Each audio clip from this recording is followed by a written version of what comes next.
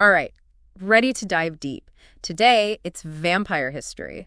But not your typical history lesson, no dusty textbooks here. Aye.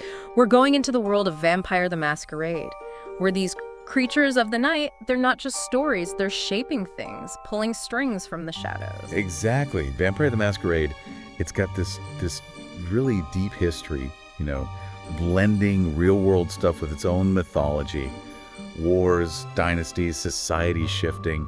Maybe there's a vampire hand in it all. And to guide us through all this, we're using a YouTube video. Oh, cool. Yeah, it's by Lazar of Stygia, called Vampire the Masquerade Lore, The History of Vampires, Part 1. We're focusing on the big moments, the turning points.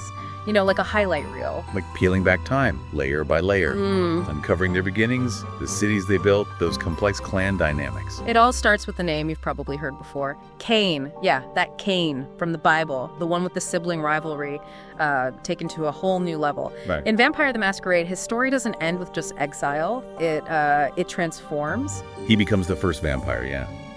Cursed by God for what he did. Eternal thirst, no peace. It's a heavy burden. But he doesn't just wander around lost.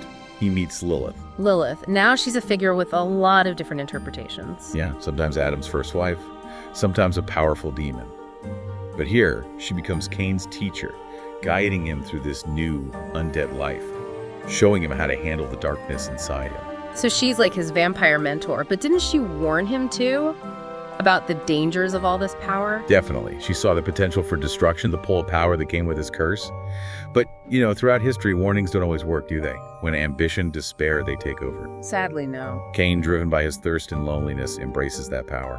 And in doing so, he kickstarts the entire vampire bloodline. Wow, cursed by God, mentored by Lilith, the original vampire. It's already so heavy, And it's not just him. Everyone after him is part of this legacy. What I find fascinating is how his actions lead to entire civilizations, like the first city, Enoch, and later the second city. Oh, yeah. What were those like? Picture these grand, beautiful cities. But with this, sinister undercurrent, they flourished under vampire rule, centers of power and knowledge. But they also had the same problems that bring down human empires. Ambition, betrayals, and eventually destruction. The classic downfall. Enoch, the first city, was supposedly wiped out by the Great Flood, like a parallel to the biblical story, showing this cycle of creation and destruction. A flood, huh? Talk about hitting the reset button. But the second city falls too, right? So are vampires not learning from their mistakes? Well, power, even when you live a long time, doesn't guarantee stability. The second city fell apart from conflicts within. Even creatures of the night, they're not immune to the same vices that we struggle with. Right. So we've got Cain, the first, and these fallen cities showing how fleeting power can be. But where do the clans fit into all of this? You mentioned different groups, factions within the vampires. The clans, each one comes from a third-generation vampire. Those embraced directly by Cain's children. They're like the founding families of this dark world, each with their own lineage, powers, weaknesses, and views on things. Okay, wait. Third generation. Yeah. So Cain's the first, his kids are the second, and then their kids, these super powerful beings, become the heads of the clans. It's like a family tree gone wrong. The closer a vampire is to Cain, the stronger their blood and the more power they have. These third-gen vampires, the antediluvians, they're immensely powerful, almost godlike. That's a little scary, honestly. So what happened to them? Are they still around somewhere, calling the shots from the shadows? Now, that's one of the biggest mysteries in Vampire the Masquerade.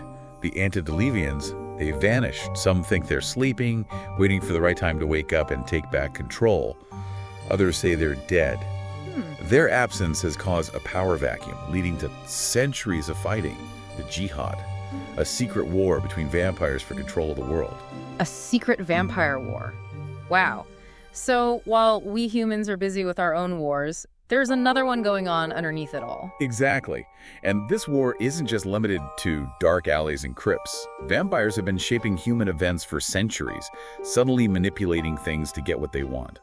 Think about the Punic Wars, the rise of Islam, the Crusades. They've all been touched by the jihad. Wait, are you saying vampires might have had a hand in some of the biggest events in human history? Is there any proof of that? Let's just say, they live a long time and they can influence mortals. So it's not hard to imagine them being involved in these conflicts. And the lore has examples, like Elena the Toreador, who betrayed Carthage to the Romans for personal reasons. Her actions changed history. Intrigue, betrayals, ancient grudges. It's like Shakespeare, but with more fangs. And we've only just started. There's so much more to uncover, so many layers to peel back. Okay, maybe we need a pause here. Let's absorb all this. Kane's transformation, the fall of those cities, the secret vampire war. It's a lot to process. Yeah, it's a lot, but that's what makes Vampire the Masquerade so cool. It's got all this depth, you know? Every little detail adds another layer to the story. It really does. And speaking of complexity, what about the Tremere clan? They're known for blood magic, right? That sounds like a whole other level of intrigue. The Tremere, oh, they're a fascinating bunch. See, they weren't always vampires. Originally, they were mages, humans practicing magic. Okay. But they wanted power, they wanted to live forever, and they were ready to do some pretty extreme things to get it. So they weren't just like accidentally turned, they actually went looking for it. But how do you go from mage to vampire? There's not a spell for that, is there? Not a normal spell, no. But Guratrix, he was this really clever mage, led the Tremeres, came up with this ritual. Really dark and dangerous, using stolen blood. Stolen blood. So they didn't just like politely ask for a donation.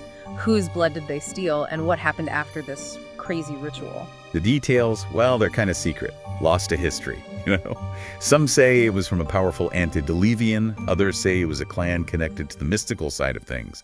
But no matter who it was, their actions had consequences. The Tremere were changed forever. Their magic, it got warped and twisted by becoming undead. So they got what they wanted, but it came with a price. Their magic turned into something different. Yeah. It became thaumaturgy, this powerful blood sorcery that only they can do. Gives them a big advantage in the jihad, but also makes them targets, you know? Yeah. People are suspicious of them, afraid of them. Blood magic, ancient curses, a secret war. It's a lot for one vampire to handle, let alone a whole society. With all this conflict and intrigue, how do they even function? Are there any rules, any structure? Oh yeah, there are. And this is where we get into vampire politics. You know, imagine a bunch of immortal beings, all thirsty for power, prone to drama. Things can get pretty volatile. Sounds messy. That's where the Camarilla steps in. The Camarilla, I've heard that name. Always with whispers, conspiracy theories, shadowy figures controlling everything. What's the truth about them? The Camarilla, they're this powerful vampire sect that came about after a period of major unrest. The Anarch Revolt.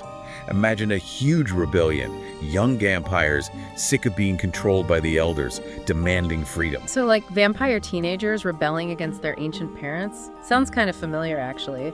But wouldn't a rebellion be dangerous for them? Wouldn't they risk exposing themselves, breaking the Masquerade, the law that keeps them hidden from humans? You're right. The Masquerade, it's vital for their survival, keeps them under the radar, prevents mass panic and, well, a vampire hunt. That's why the Camarilla was formed, to restore order, enforce the Masquerade, and prevent the kind of chaos that could wipe them out.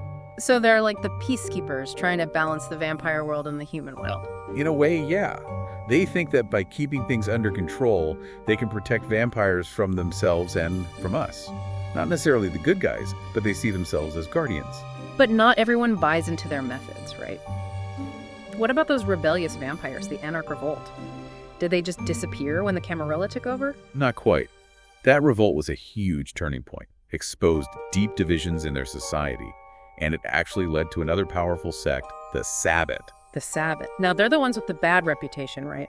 Always the villains in the stories. What makes them so different from the Camarilla? The Sabbat, they came out of that Anarch Revolt, but their whole philosophy is more radical, even terrifying to some.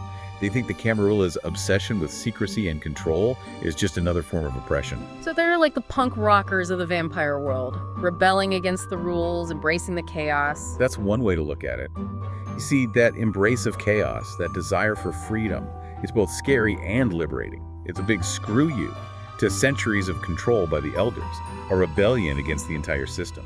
I get how that would appeal to some vampires, the ones who hate authority, but are they really as brutal as the stories say?